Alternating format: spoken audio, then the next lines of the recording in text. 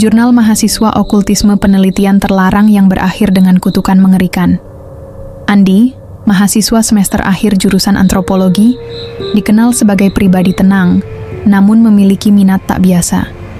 Ia sering menghabiskan waktu berjam-jam di perpustakaan, menyelami literatur tua tentang budaya dan kepercayaan lokal yang jarang disentuh. Pada suatu sore mendung di bulan Oktober, ia tanpa sengaja menemukan lorong kecil yang mengarah ke ruang arsip perpustakaan lama yang sudah tak digunakan sejak renovasi kampus 5 tahun lalu. Ruang itu lembab dan bau kertas tua menusuk hidung. Di antara tumpukan buku-buku berdebu, matanya menangkap sebuah jurnal usang bersampul kulit hitam kusam. Tidak ada judul, hanya simbol lingkaran dengan aksara asing yang tergores samar. Halaman pertama menunjukkan catatan tangan berbahasa Belanda dan beberapa paragraf dalam Sanskerta kuno. Andi membawanya pulang dengan hati-hati. Ia merasa menemukan sesuatu yang bukan hanya bersejarah, tapi juga belum pernah disentuh siapapun sejak lama. Malam itu, kamar kos Andi hanya diterangi lampu belajar kecil. Jurnal itu terbuka di mejanya, bersama tumpukan catatan dan kamus Sanskerta. Semakin dalam ia membaca, semakin sulit baginya untuk berhenti. Di antara lembaran yang sudah lapuk, tertulis dengan teliti urutan ritual pemanggilan makhluk bernama Kuyang. Makhluk yang, menurut jurnal, bisa diminta bantuannya untuk mengetahui hal-hal gaib, menyingkap masa depan, bahkan menciptakan pengaruh pada orang lain. Ada pula peringatan samar tentang titik tanpa kembali bagi siapapun yang melanggar batas. Tapi kalimat-kalimat itu ditulis tak jelas, seperti sengaja dikaburkan. Seminggu berikutnya, Andi mulai mencari bahan tambahan, membaca catatan kolonial, buku antropologi klasik, dan cerita rakyat Kalimantan. Tak satu pun menyebut ritual sedetail dalam jurnal itu. Ia merasa dipilih, dituntun, dan itu membuat rasa penasarannya tumbuh menjadi keyakinan. Ia harus mencobanya. Pada malam Sabtu bertepatan dengan bulan mati, Andi pergi ke hutan kecil di ujung kota yang kini jarang dikunjungi. Lokasi itu dulu pernah dijadikan tempat penelitian flora oleh fakultas, tapi sekarang ditinggalkan karena beberapa kasus kecelakaan yang tak pernah dijelaskan tuntas. Ia membawa tas kecil berisi lilin hitam, darah ayam segar yang dibelinya dari pasar, dan salinan mantra dalam tulisan tangan. Pakaian serba gelap, tubuhnya sedikit gemetar bukan karena takut, tapi karena antisipasi. Sesampainya di tengah hutan, ia menyalakan 4 lilin membentuk lingkaran dan menggambar simbol seperti yang digambarkan dalam jurnal. Udara menjadi sunyi, bahkan suara jangkrik pun menghilang. Andi duduk bersila, menutup mata, dan mulai melafalkan mantra dalam bahasa asing yang sulit namun terasa familiar.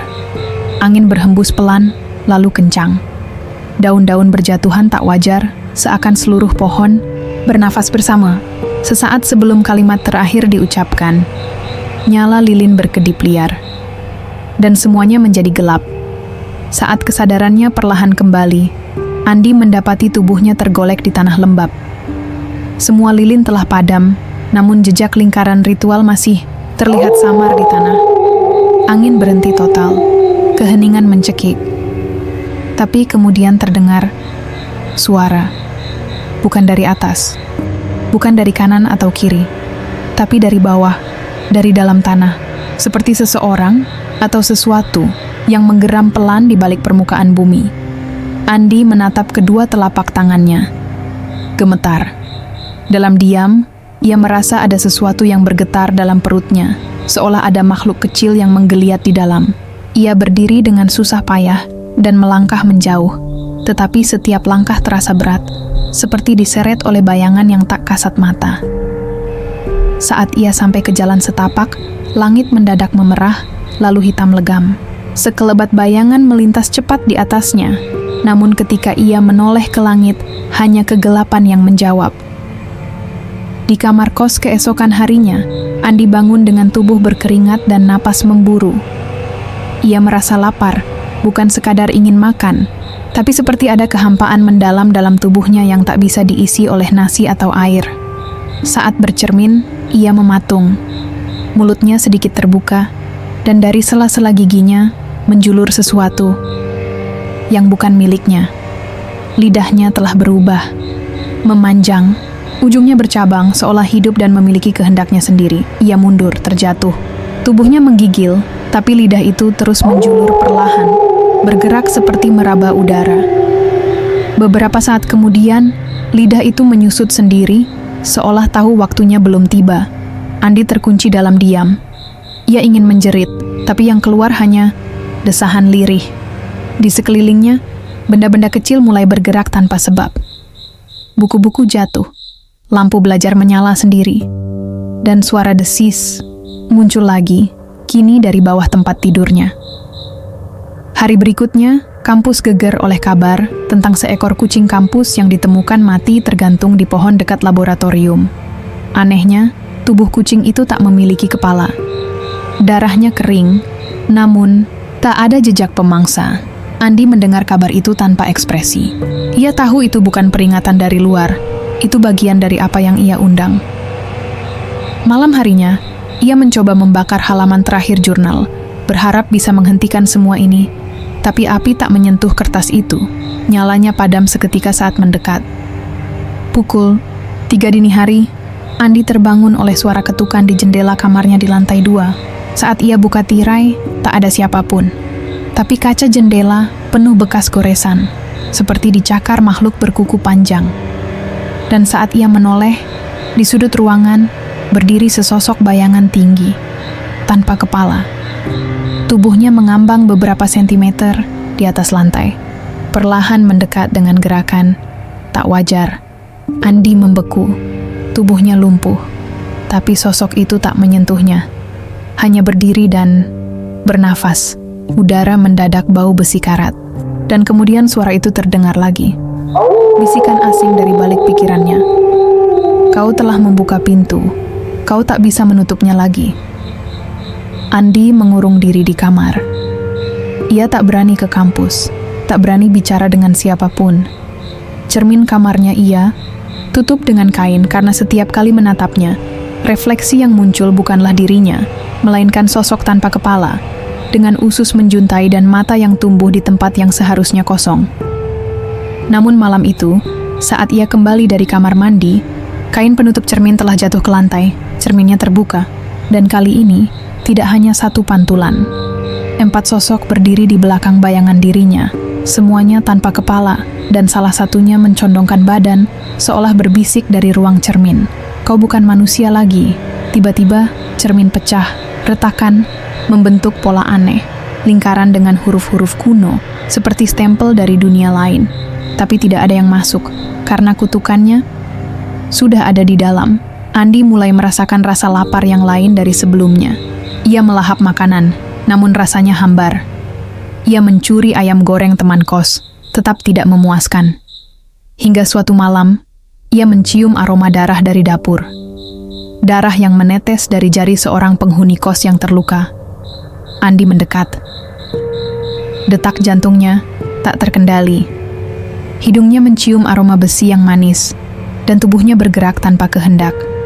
Ia menjilat tetesan darah dari lantai. Sekilas, lalu lagi, dan lagi. Ia menangis saat menyadari apa yang ia lakukan, tapi tubuhnya tak peduli. Di malam-malam berikutnya, ia mulai mencuri potongan daging mentah dari tukang sate di ujung jalan, tapi tetap tidak cukup. Suatu malam, ia bermimpi menggigit leher seseorang, dan saat terbangun, mulutnya penuh darah, dan bukan darah ayam. Realitas mulai runtuh di sekelilingnya. Suara dosen di kelas terdengar seperti gema dari dalam sumur. Wajah teman-teman kuliahnya berubah, mata mereka menghitam, kulit mereka memutih seperti lilin cair. Setiap kali berkedip, dunia bergeser sedikit, seperti layar rusak. Andi mulai kehilangan hitungan waktu. Kadang pagi terasa seperti malam, dan malam menjadi tak berujung. Suara kepakan sayap selalu terdengar tiap jam 3 pagi. Seolah makhluk itu datang menagih. Ia mencoba menulis ulang jurnal yang ia temukan, berharap bisa mengulang ritual dan memperbaikinya. Tapi tinta di kertas menghilang sendiri, berubah menjadi cacing kecil yang merayap ke dalam pori-pori tangannya. Pada suatu sore yang mendung, ia melihat sesosok wanita melayang di atas pepohonan di kampus.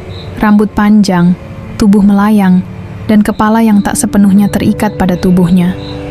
Itu bukan halusinasi. Mahasiswa lain juga melihatnya. Tapi mereka mengira itu hantu biasa. Hanya Andi yang tahu. Makhluk itu adalah panggilan yang ia bangkitkan. Dan sekarang, ia bukan lagi korban. Ia adalah bagian dari mereka. Tubuh Andi mulai membusuk dari dalam. Bukan luka biasa, melainkan dagingnya sendiri yang menolak wujud manusia. Setiap malam, ia mencium aroma anyir menusuk dari kulitnya sendiri. Kulit di bagian perutnya melepuh dan terbuka, membentuk celah sempit yang seperti bernapas sendiri. Dari lubang itu, suara lirih terdengar, mirip bisikan dalam bahasa yang tak pernah ia pelajari, namun ia pahami. Kata-kata itu menyuruhnya berburu, menyuruhnya membuka lebih banyak daging, menyuruhnya menjadi utuh. Suatu malam, ia terbangun dalam posisi menggali lubang di halaman belakang kos. Tangannya penuh darah. Di sebelahnya, seekor kucing mati tanpa kepala. Tapi lebih menyeramkan lagi adalah kenyataan bahwa mulutnya penuh bulu dan potongan tulang kecil. Ia tidak lagi bisa membedakan mimpi dan kenyataan. Dan dunia nyata tak lagi menyelamatkannya. Di kampus, keanehan mulai terjadi. 3 mahasiswa menghilang dalam waktu seminggu. Tak ada jejak, hanya tas dan sepatu yang ditemukan di area hutan belakang fakultas. Pihak kampus panik, tapi polisi tak menemukan apa-apa. Andi tahu, ia melihat mereka saat berubah wujud. Pada malam ketiga, saat ia menatap bulan yang tersembunyi awan, tubuhnya terangkat perlahan. Organ dalamnya keluar dari tubuh, tapi ia tidak mati. Justru itu saat ia merasa hidup. Ia melihat dari udara, hutan, kampus, dan satu persatu mahasiswa yang masih menyala dalam pandangannya. Menyala karena mereka masih manusia. Dan Andi sudah bukan bagian dari mereka. Suara tawa pelan bergema di kepala. Milik makhluk lain atau miliknya sendiri, ia tak tahu. Ia hanya tahu rasa lapar tak lagi bisa ditahan. 1 minggu setelah ritual itu, seorang mahasiswa baru bernama Raffi menemukan jurnal yang sama, tergeletak di bangku taman kampus. Jurnal itu basah, berdarah, namun tulisannya jelas. Ia penasaran.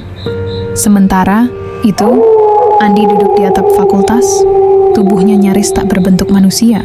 Lehernya memanjang, dan kepalanya terkadang melayang beberapa sentimeter dari tubuhnya saat malam tiba. Lidahnya menjadi alat peraba, mencari panas tubuh, mencium ketakutan. Saat Raffi membuka halaman pertama jurnal itu, jauh di kejauhan, Andi tersenyum untuk pertama kalinya sejak semua ini dimulai. Karena kutukan itu tak butuh banyak pemanggilan, ia hanya perlu seseorang yang ingin tahu. Dan kini, ia tidak sendirian. Malam itu Raffi kembali ke perpustakaan kampus, membawa jurnal yang ia temukan. Hanya beberapa lampu menyala, dan udara terasa tebal, seperti mengandung abu. Saat ia membuka jurnal di meja kayu tua, lembar-lembar buku mulai berdarah. Perlahan tetesan darah merembes dari setiap halaman, menetes ke lantai, lalu naik kembali, melawan gravitasi, membentuk wajah. Wajah itu membuka mata dan berbisik, "Bacalah sampai habis, maka mereka akan datang." Tiba-tiba lampu padam. Ruangan menjadi sunyi, tapi tidak benar-benar sunyi. Raffi bisa mendengar suara helaan napas berat dari dalam rak buku. Dan saat ia menoleh, tidak ada siapa-siapa. Namun di lantai, ada jejak kaki basah, bukan air, tapi darah segar. Dan jejak itu tidak mengarah keluar, tapi berputar mengelilingi tempat ia duduk. Beberapa hari setelah itu, bangunan Fakultas Antropologi tidak lagi terasa biasa. Ruangan-ruangan terasa lebih panjang dari seharusnya. Lorong yang sebelumnya 1 menit ditempuh, kini seperti tak pernah berujung. Mahasiswa yang masuk ke ruang kelas tertentu keluar dengan hidung berdarah atau muntah tanpa sebab. Satu dosen mengajar, lalu tiba-tiba mematung di depan kelas, menatap ke arah sudut ruangan kosong, dan berkata, "Kau tidak boleh duduk di sana. Itu tempatnya." Kursi itu kosong. Tapi semua mahasiswa di kelas merasa ada yang duduk di sana. Bahkan mereka bisa mendengar napas dan suara kain yang bergesekan. Malam harinya, satu CCTV kampus merekam sesuatu. Sosok tanpa kepala melayang di depan gedung fakultas, memutar tubuhnya seperti sedang menari, sambil mencakar-cakar dinding dengan kuku besi. Andi kini sepenuhnya kehilangan bentuk manusianya. Tubuhnya transparan saat malam tiba, hanya tersisa urat, jantung yang mengambang, dan kepala yang menggantung tanpa leher. Ia hanya muncul pada malam tanpa bulan, melayang di atas atap kampus atau bersembunyi di balik pepohonan. Ia tidak lagi butuh makanan biasa, ia memakan mimpi. Ia masuk ke tidur orang-orang, merobek kesadaran mereka, dan meninggalkan bekas luka jiwa yang tak bisa dijelaskan. Mahasiswa-mahasiswa mulai mengalami hal yang sama. Terbangun dengan lidah penuh darah. Melihat bayangan, kepala sendiri di cermin, padahal masih utuh.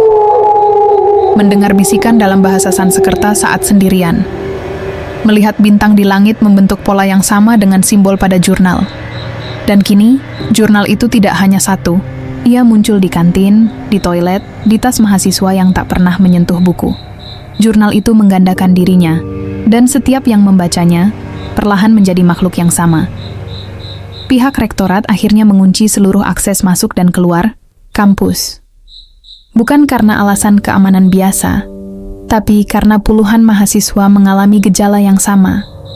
Pendarahan telinga, kehilangan waktu, dan munculnya luka-luka aneh berbentuk simbol kuno di punggung atau perut.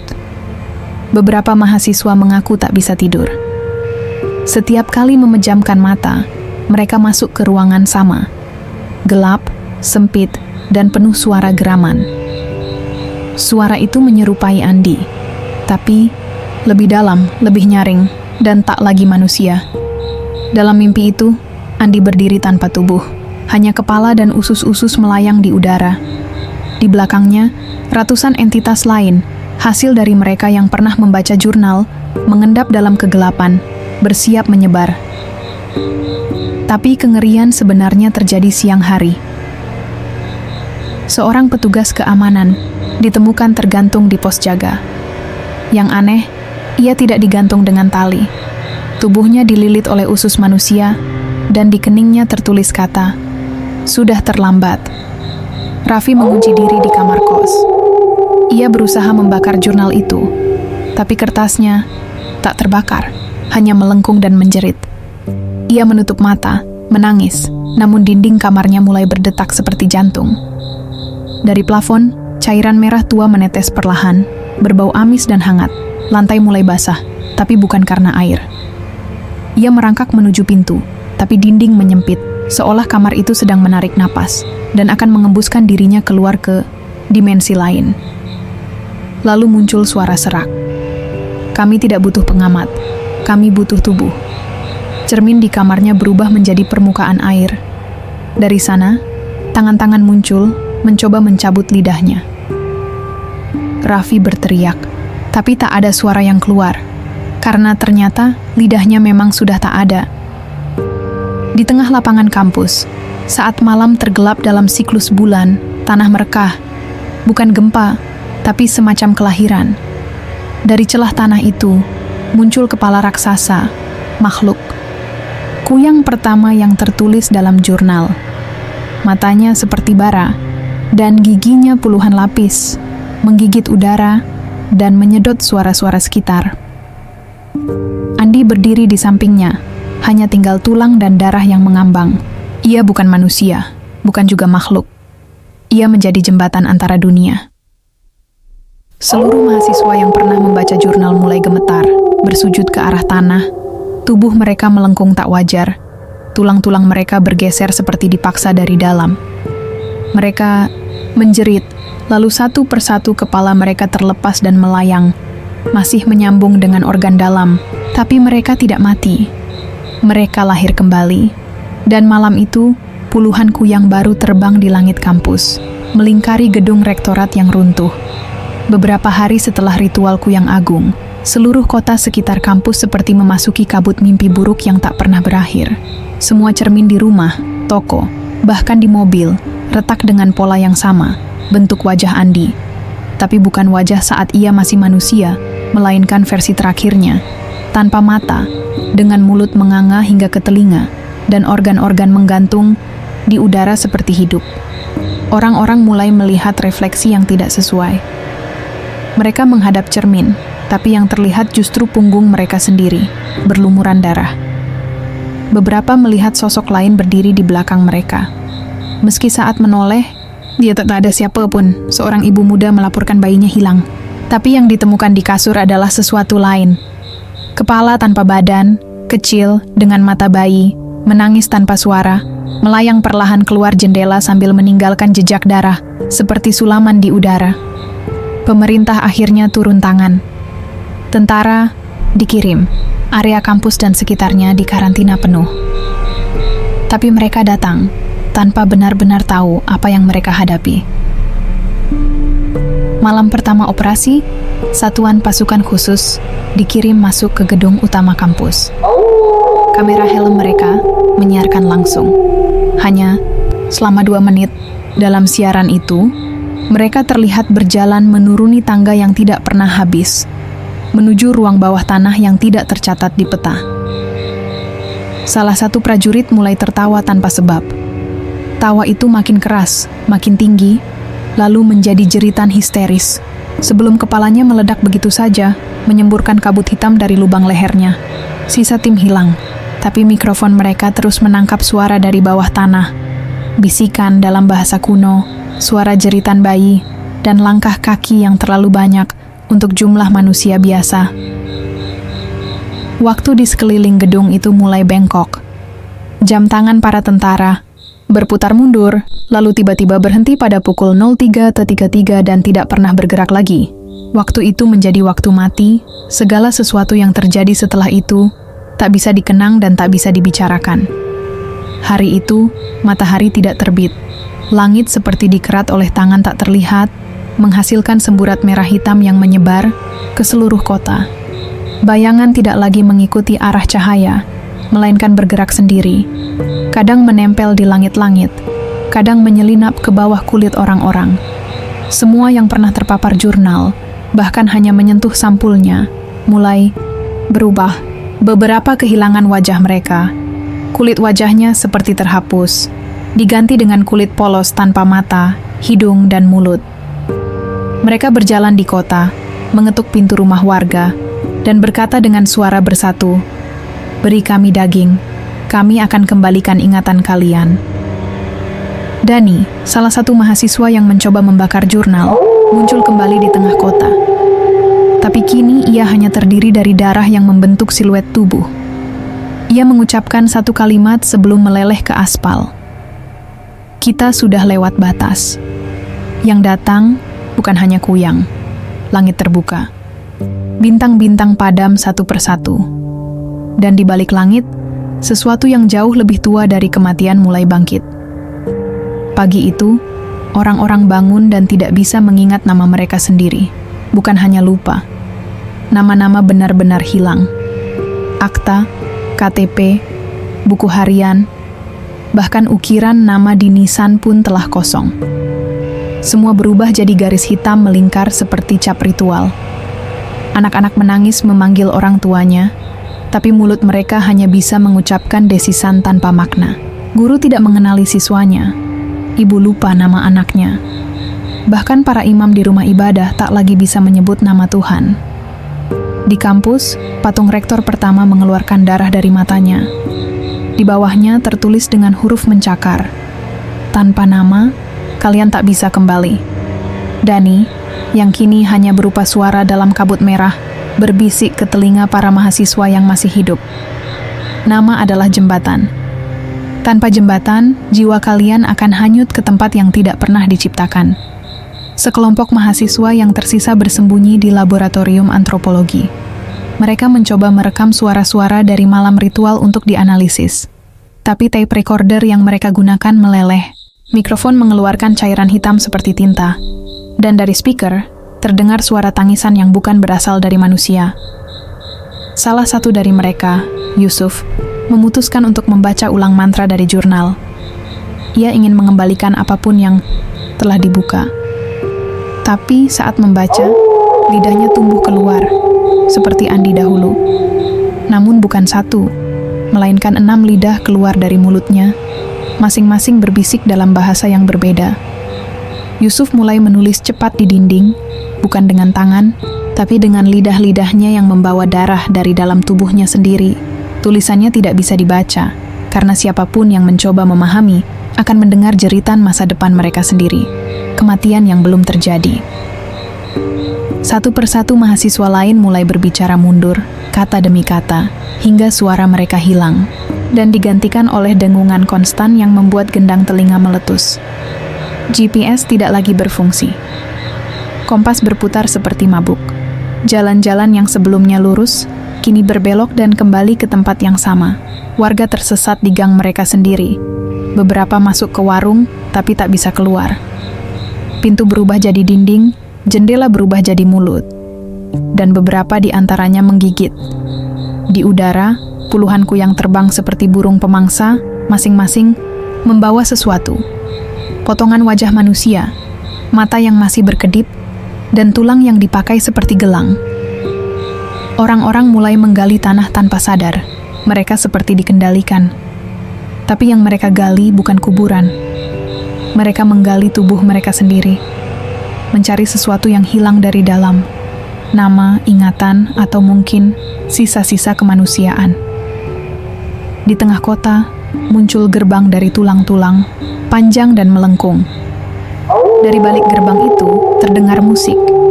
Bukan musik manusia, tapi gema yang membuat orang ingin mencabut telinganya sendiri. Karena di balik suara itu, ada entitas yang berjalan menuju dunia. Dan jurnal itu, yang ditulis, Andi dengan darah dan dosa, masih terbuka. Halaman terakhirnya belum ditulis. Karena akhir belum tiba. Apa yang kau cari dari kegelapan, pengetahuan, keberanian, atau sekadar pembuktian bahwa dunia gaib benar-benar ada? Di balik setiap legenda, terkubur sesuatu yang lebih tua dari ingatan, umat manusia. Dan ketika kau membangunkannya, kau tak hanya membuka gerbang ke dunia lain, kau merobek batas kewarasan itu sendiri. Ini bukan sekadar cerita tentang ritual, ini tentang kesalahan satu manusia yang mengutuk seluruh realitas. Ketika ibu dari kegelapan akhirnya keluar dari gerbang tulang yang dibuka oleh jurnal berdarah itu, dunia tidak hancur seperti ledakan besar. Ia mati perlahan, pelan, dan menyakitkan. Waktu berhenti. Manusia kehilangan bentuk. Kenyataan menjadi cair, dan yang tersisa hanyalah gema. Gema dari kesalahan satu mahasiswa yang ingin tahu terlalu banyak.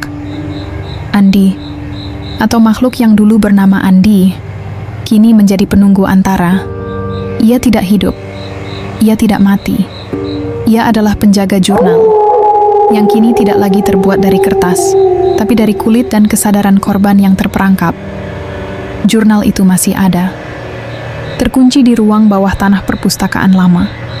Kadang, jika malam cukup sunyi dan bulan menghilang sepenuhnya dari langit, suara kertas disobek bisa terdengar dari balik dinding. Dan jika kau berani mendekat, namamu mungkin akan hilang selamanya. Hati-hatilah dengan rasa penasaranmu, karena tidak semua rahasia ingin ditemukan, dan tidak semua kegelapan ingin dibangunkan.